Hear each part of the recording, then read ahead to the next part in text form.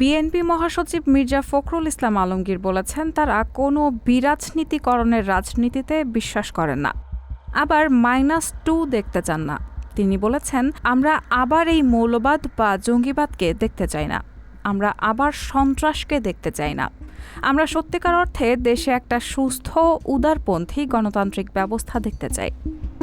বিশ্ব শিক্ষক দিবস উপলক্ষে শনিবার রাজধানীর রমনার ইঞ্জিনিয়ার্স ইনস্টিটিউশন মিলনায়তনের শিক্ষক কর্মচারী ঐক্যজোটের উদ্যোগে আয়োজিত এক সমাবেশে মির্জা ফখরুল ইসলাম আলমগীর এসব কথা বলেন। আবার ওই -2 111 আমরা দেখতে চাই না, আমরা আবার ওই মৌলবাদ বা জঙ্গিবাদকে দেখতে চাই না।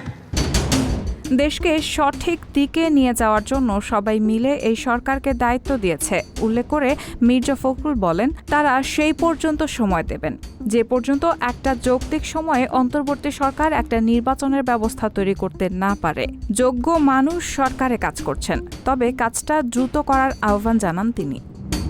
প্রশাসনের মধ্যে স্বৈরাচারের ভূত বসে আছে উল্লেখ করে বিএনপি মহাসচিব বলেন, তাদের তাড়াতে না পারলে এই সরকার কোনো কিছু করতে সক্ষম হবে না। আমরা তাদেরকে অবশ্যই সময় দিচ্ছি, সময় দেব, কিন্তু বারবার প্রশ্ন আসে যে কতদিন সময় দেবেন।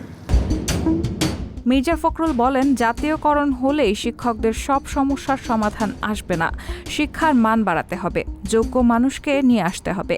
তিনি আরও বলেন, শিক্ষকদের দলকানা হলে চলবে না, তাদের দলীয় রাজনীতি থেকে একটু দূরে থাকতে হবে।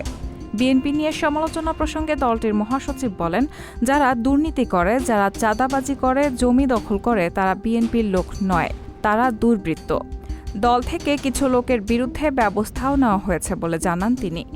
দেশে নতুন সম্ভাবনার কথা উল্লেখ করে মির্জা ফখরুল বলেন, পরিবর্তন আনার জন্য কাজ করতে হবে, দরকার হলে আবার রাজপথে নামতে হবে।